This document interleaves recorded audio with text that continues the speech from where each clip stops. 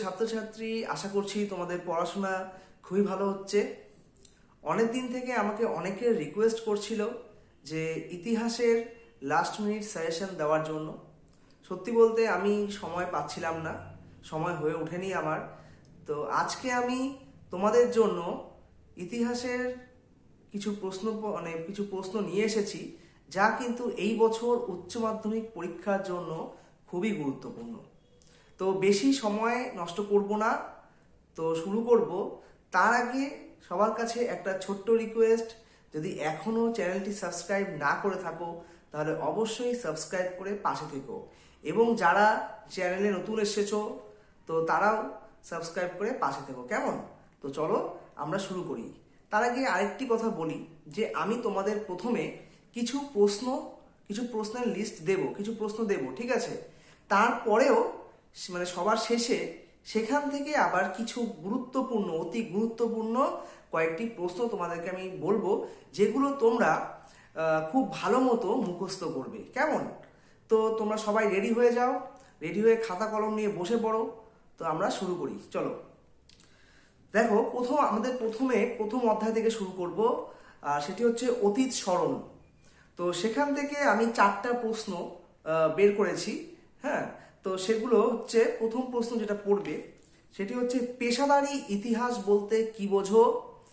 পেশাদারি শাখা হিসেবে ইতিহাসের গুরুত্ব কি? আর হচ্ছে, অপেশাদারি ইতিহাসের সঙ্গে পেশাদারি ইতিহাসের পার্থক্য। এটা ছিল 1 নম্বর প্রশ্ন, ঠিক আছে? তাহলে কি দেখলাম? পেশাদারি ইতিহাস কি, তারপর পেশাদারি শাখা হিসেবে ইতিহাসের গুরুত্ব, এবং অপেশাদারি ইতিহাসের সঙ্গে পেশাদারি ইতিহাসের পার্থক্য। এটা কিন্তু খুবই গুরুত্বপূর্ণ, ঠিক আছে? এর পরের প্রশ্ন 2 নম্বর, মিথ ও লেজেন্ড বলতে কি বোঝো? অতীত বিষয়ে মানুষের ধারণাকে কিভাবে এরা রূপদান করে? ঠিক আছে, এটা ছিল 2 নম্বর প্রশ্ন। এরপরে 3 নম্বর প্রশ্ন হচ্ছে, জাদুঘর কাকে বলে? জাদুঘরের প্রকারভেদ আলোচনা করো। আর জাদুঘরের যে গুরুত্ব বা উদ্দেশ্য সেটা কিন্তু পড়বে। কেমন? এরপর 4 নম্বর প্রশ্ন, সেটি হচ্ছে, পৌরাণিক কাহিনী ও লোককথা বলতে কি বোঝো? অতীত বিষয়ে মানুষের ধারণাকে এরা কিভাবে রূপদান করে? এখানে এই যে আগে আমি 2 নম্বর যে প্রশ্নটা বললাম, মিথ আর হচ্ছে পৌরাণিক কাহিনী, এই দুটো কিন্তু প্রায় একই, এই দুটো কিন্তু একই প্রশ্ন, ঠিক আছে? তো এর সঙ্গে শুধু প্রথমে 2 নম্বরে ছিল লেজেন্ড, আর 4 নম্বরে হচ্ছে লোককথা। কেমন? তো অতীত স্মরণ থেকে, এই অধ্যায় থেকে এই কটি প্রশ্ন, এই 4টি প্রশ্ন, বলতে গেলে 3টি প্রশ্নই হয়। তো এই কটি প্রশ্ন কিন্তু এই বছর খুবই গুরুত্বপূর্ণ। কেমন? এরপর চলে যাব আমরা তৃতীয় অধ্যায়ের নাম ঔপনিবেশিক আধিপত্যের প্রকৃতি। এখানে অনেকগুলো প্রশ্নই কিন্তু রয়েছে, যেগুলোকে কিন্তু সহজে তুমি বাদ দিতে পারবে না। তবুও আমি তোমাদেরকে সব শেষে গিয়ে বলবো যে কয়েকটি অতি গুরুত্বপূর্ণ প্রশ্নের কথা। আগে তোমরা এখান থেকে একটা লিস্ট করে নাও যে কি কি প্রশ্ন এখান থেকে পড়া যেতে পারে, কি কি প্রশ্নগুলো এখান থেকে গুরুত্বপূর্ণ। তো এখানে প্রথম প্রশ্নই হচ্ছে, ভারতে অবশিল্পায়নের কারণ কি কি, আর ভারতীয় অর্থনীতিতে এর প্রভাব। ঠিক আছে? তো অবশিল্পায়নের প্রভাব, আমাদের ভারতীয় অর্থনীতিতে অবশিল্পায়নের প্রভাব। এরপর 2 নম্বর প্রশ্ন, চীনের ওপর আরোপিত অসম চুক্তিগুলি আলোচনা করো। 3 নম্বর প্রশ্ন, ভারতে ইস্ট ইন্ডিয়া কোম্পানির আমলে বিভিন্ন ধরনের ভূমি রাজস্ব ব্যবস্থা সম্পর্কে আলোচনা করো। এখানে কিন্তু বিভিন্ন ভূমি রাজস্ব ব্যবস্থা বলতে তোমরা জানো, একশালা বন্দোবস্ত, পাঁচশালা বন্দোবস্ত, তারপর চিরস্থায়ী বন্দোবস্ত, এগুলো, ঠিক আছে? এখান থেকেই যখন তোমরা এটা পড়বে, কেমন, বিভিন্ন ভূমি রাজস্ব ব্যবস্থা যখন পড়বে, তখনই এর মধ্যে থেকে তোমরা যে চিরস্থায়ী বন্দোবস্ত, এটা কিন্তু ভালো মতো পড়বে। বুঝতে পারলে? চিরস্থায়ী বন্দোবস্তের শর্ত এবং চিরস্থায়ী বন্দোবস্তের সুপ্রভাব ও কুপ্রভাবগুলো কিন্তু পড়বে। এরপর আমাদের 4 নম্বর প্রশ্ন, যেটা হচ্ছে, চিরস্থায়ী বন্দোবস্তের কারণ, মানে বন্দোবস্ত প্রবর্তনের কারণ ও এর ফলাফল, মানে প্রভাবগুলো, সুপ্রভাব ও কুপ্রভাবগুলো আলোচনা করতে হবে। এরপর নেক্সট 5 নম্বর প্রশ্ন, ব্রিটিশ শাসনকালে রেলপথ স্থাপনের উদ্দেশ্য আলোচনা করো এবং ভারতের অর্থনীতিতে রেলপথের প্রভাব কি? এরপর 6 নম্বর প্রশ্ন, ক্যান্টন বাণিজ্যের প্রধান বৈশিষ্ট্য ও এর অবসানের কারণ আলোচনা করো। এরপরে এখান থেকে আর যেটা ইম্পর্টেন্ট রয়েছে সেটা হচ্ছে সিরাজের সঙ্গে ইংরেজ ইস্ট ইন্ডিয়া কোম্পানির বিরোধের কারণ। সিরাজের সঙ্গে ইস্ট ইন্ডিয়া কোম্পানির বিরোধের কারণ আলোচনা করো এবং পলাশির যুদ্ধের যে গুরুত্ব সেটা কেমন। তো 3 নম্বর অধ্যায় মানে ঔপনিবেশিক আধিপত্যের প্রকৃতি, এই অধ্যায় থেকে তোমরা এই কটাই প্রশ্ন করতে পারো। এই কটা কিন্তু এবার মানে প্রশ্ন তোমার যে থাকবে এই কটা থেকেই থাকবে, এর বাইরে কিন্তু একটা প্রশ্ন থাকবে না। এরপরে চলে যাই সাম্রাজ্যবাদের বিরুদ্ধে প্রতিক্রিয়া। তো এখানেও বেশি প্রশ্ন নেই, 4টের মতো প্রশ্ন রয়েছে। তো প্রথম প্রশ্ন বলবো যে ব্রিটিশ শাসনকালে ভারতবর্ষে আদিবাসী ও দলিত আন্দোলনের কারণ ও বিস্তার আলোচনা করো। 2 নম্বর প্রশ্ন, মুসলিম সমাজের উন্নতিতে স্যার সৈয়দ আহমেদ খানের ভূমিকা আলোচনা করো। 3 নম্বর প্রশ্ন, ঊনবিংশ শতাব্দীর বা ঊনবিংশ শতকের ভারতবর্ষে শিক্ষা ও সমাজ সংস্কারে রাজা রামমোহন রায়ের অবদান। তোমরা অবদান এই অধ্যায় থেকে অবদান তোমরা স্যার সৈয়দ আহমেদ খানের অবদান পড়বে, ঈশ্বরচন্দ্র বিদ্যাসাগরের অবদান পড়বে ও রাজা রামমোহন রায়ের অবদান পড়বে। এই 3টা অবদান খুব ভালো মতো পড়বে। এবং তোমরা পড়বে হচ্ছে চীনে চৌঠা মে আন্দোলনের কারণ কেমন, বা চৌঠা মে আন্দোলন সম্পর্কে একটি প্রবন্ধ লেখো। তো হচ্ছে এই অধ্যায় থেকে এই কটাই কিন্তু গুরুত্বপূর্ণ। তাহলে কি কি? 3টে অবদান। 4 নম্বর অধ্যায় থেকে তোমরা 3টে অবদান পড়বে, স্যার সৈয়দ আহমেদ খান, তারপর তোমার হচ্ছে রাজা রামমোহন রায় ও ঈশ্বরচন্দ্র বিদ্যাসাগর, এই 3টে অবদান পড়বে। এবং এর সাথে দলিত আদিবাসী ও দলিত আন্দোলন এর কারণ ও বিস্তার মানে কারণ বিস্তার ও প্রভাব এগুলো পড়বে। এবং চীনে চৌঠা মে আন্দোলন, ঠিক আছে, এগুলো পড়বে।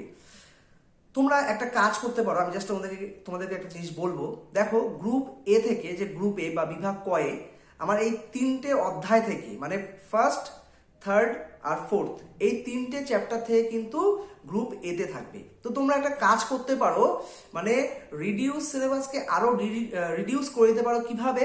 যে তোমরা এই যে 3টে চ্যাপ্টার, তো এখান থেকে তোমরা চ্যাপ্টার 1 আর চ্যাপ্টার 4কে তোমরা টার্গেট করো। এই দুটো তোমরা বেশি ভালো মতো পড়ো, কারণ এই দুটোতে অনেক প্রশ্ন কম আছে, প্রায় 4-8টা বা 7-8টা পড়লেই কিন্তু হয়ে যাবে। কেমন?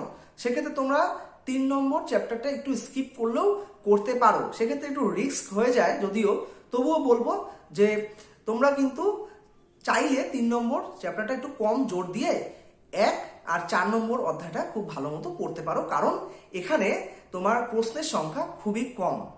ঠিক আছে, এবার চলে যাই আমরা 5 নম্বর অধ্যায়। এর নাম হচ্ছে ঔপনিবেশিক ভারতের শাসন। এখানেও বেশি প্রশ্ন নেই, অল্প কয়েকটি প্রশ্ন রয়েছে।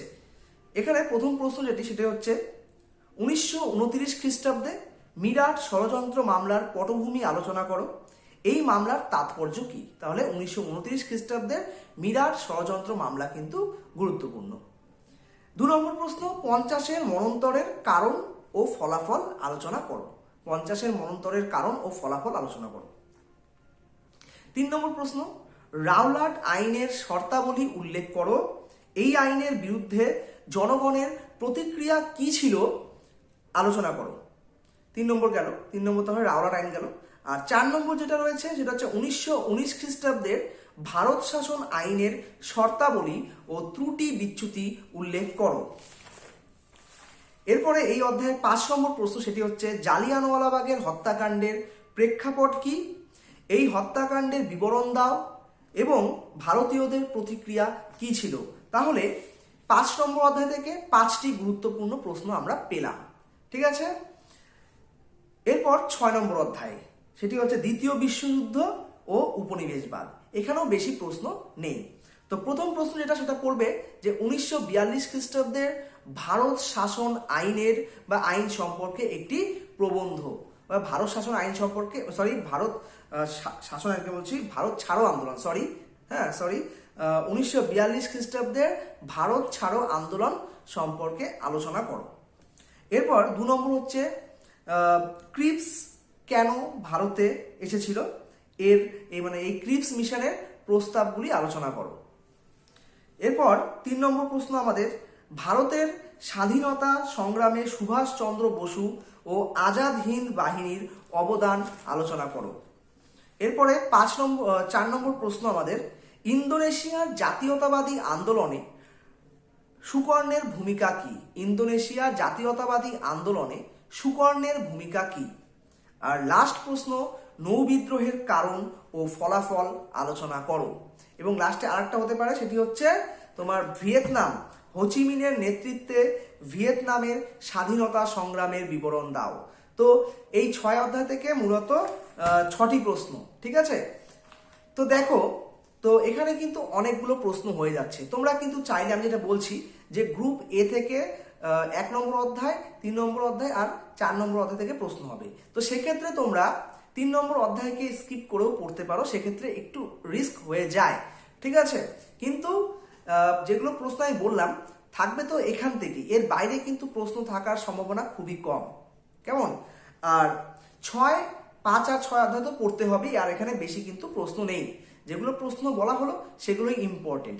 এবার আসি যেটা হচ্ছে মেন, আমি এগুলো থেকেও কয়েকটি অতি গুরুত্বপূর্ণ প্রশ্ন তোমাদের বলবো, যেগুলো কিন্তু তোমরা অতি অবশ্যই পড়বে, ঠিক আছে? এগুলোকে কিন্তু বাদ দিয়ে পড়বে না। আমি এখান থেকে মোট 11টা কি 12টা প্রশ্নের কথা বলবো, যেগুলো খুব ভালো মতো পড়বে। তো চলো দেখে নাও, শুধু যদি লিখে থাকো তাহলে টিক দিয়ে নাও, কেমন? তো যেটা বলছি, তোমরা প্রথম অধ্যায় এখান থেকে তোমরা পড়বে হচ্ছে পেশাদারি ইতিহাস পড়বে।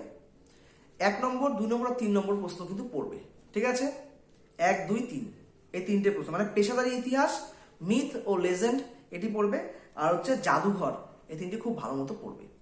এরপর চলে যাই, চীনের ওপর আরোপিত অসম চুক্তি পড়বে। চীনের ওপর আরোপিত অসম চুক্তি, এখানে আবার কিন্তু অনেক সময় হয় কি যে এখান থেকে কিন্তু যে কোনো 2টা বা 3টা মাঝে মাঝে দিয়ে দেয়। আমরা জানি অসম চুক্তি অনেকগুলো রয়েছে, কিন্তু মাঝে মাঝে কি করে যে অসম চুক্তি বলে যে এই দুটো আলোচনা করো, যে নানকিং এর সন্ধি বা ধরো বক্সার প্রোটোকল, এগুলো আলোচনা করো, এইভাবেও দিয়ে দিতে পারে, কিন্তু সম্ভাবনা কম, কেমন? এরপর ক্যান্টন বাণিজ্য, এটিও পড়বে। ক্যান্টন বাণিজ্য, তাহলে গেল 5টি প্রশ্ন। এরপর তোমরা পড়বে যে ব্রিটিশ শাসনকালে ভারতবর্ষে আদিবাসী দলিত আন্দোলনের কারণ ও এর বিস্তার বা ফলাফল, এটা পড়বে। এরপর পড়বে আমাদের ভারতবর্ষে যে শিক্ষা ও সমাজ সংস্কারে রাজা রামমোহন রায়ের অবদান। আর পড়বে 1929 খ্রিস্টাব্দে মিরাট ষড়যন্ত্র মামলা আর রাওলাট আইনের শর্তাবলী, এটা পড়বে। এবং জালিয়ানওয়ালাবাগ হত্যাকাণ্ড। আর 6 নম্বর অধ্যায় থেকে ভারতের স্বাধীনতা সংগ্রামে যে সুভাষচন্দ্র বসু ও আজাদ হিন্দ বাহিনীর অবদান পড়বে। আর লাস্ট নৌবিদ্রোহের কারণ ও ফলাফল আলোচনা করো। শেষে এটুকুই বলবো যে দেখো, মানে প্রশ্ন কিন্তু অত কঠিন হয় না, ভয় পাওয়ার কোনো কারণ নেই, ঠিক আছে? এগুলো আস্তে আস্তে পড়তে থাকো। আর একটা কথা বলবো যে খাতা ভরিয়ে লাভ নেই, এগুলোকে পারে যত পয়েন্ট বাড়ানোর চেষ্টা করো, পয়েন্ট করে করে এগুলো পড়ার চেষ্টা করো, ঠিক আছে? খাতা ভরে কিন্তু ওই তুমি পয়েন্ট ছাড়া 3-4 পেজ লিখলে তাহলে কিন্তু হবে না। তোমরা যদি পয়েন্ট করে 1.5 পেজ 2 পেজ যদি লিখতে পারো তাও অনেক, আমি সেটাই বলবো। তো তোমরা পয়েন্ট করে এগুলো কিন্তু অ্যান্সার করবে। আর এই কটা যেগুলো আমি বললাম পরে, এখান থেকে 11টা কি 12টার মতো আমি অতি গুরুত্বপূর্ণ প্রশ্নগুলো বললাম, এগুলো তো করবে, এগুলো মানে খুব ভালো মতো করবে, আর বাকিগুলো কিন্তু পড়বে। আর চাইলে 3 নম্বর অধ্যায়টি স্কিপ করতে পারো, শর্ট কোশ্চেন পড়বে, কিন্তু বড় কোশ্চেন চাইলে স্কিপ করতে পারো, কিন্তু ব্যাকআপের জন্য 2-1টা কোশ্চেন পড়ে রেখো, কেমন? তো এই ছিল মোটামুটি আজকের গুরুত্বপূর্ণ ইতিহাসের প্রশ্নপত্র। যদি তোমাদের মধ্যে এখান থেকে যদি না থাকে কোনো প্রশ্ন, যদি তোমাদের না থাকে উত্তর, তাহলে আমাকে আমার হোয়াটসঅ্যাপ লিঙ্ক রয়েছে, হোয়াটসঅ্যাপ গ্রুপের লিঙ্ক, তোমরা ওখানে জয়েন হতে পারো, আমি তোমাদের দিয়ে দেবো। দেখো, অনেক সময় হয় কি, আমি হয়তো পড়ানোতে ব্যস্ত থাকি বা কোনো কাজে ব্যস্ত থাকি, সেক্ষেত্রে হয় কি, বা আমার কাছে কোনো থাকে না, তো আমি তোমাদের মাঝে মাঝে সেগুলো দিতে পারি না। যেমন ইতিহাসের এই নোটগুলো আমার কাছে আছে, ঠিক আছে? তো আমি তোমাদেরকে চাইলে পারে দিয়ে দিতে পারবো। তো অনেক সময় হয়, তো তো অনেক কিছু থাকে না, তো সেক্ষেত্রে আমার একটু লেট হয়ে যায়, হয়তো সেক্ষেত্রে একদিন বা একদিনের বেশি লেগে যায়, কেমন অত। তো ব্যাপারটা হচ্ছে এরকম। তো তোমরা কিছু মনে করো না, মাইন্ড করো না, এতে খারাপ পাওয়ার কোনো কিছু নেই। একটু লেট হবে তবু আমি তোমাদেরকে কিন্তু দেবো, ঠিক আছে। তো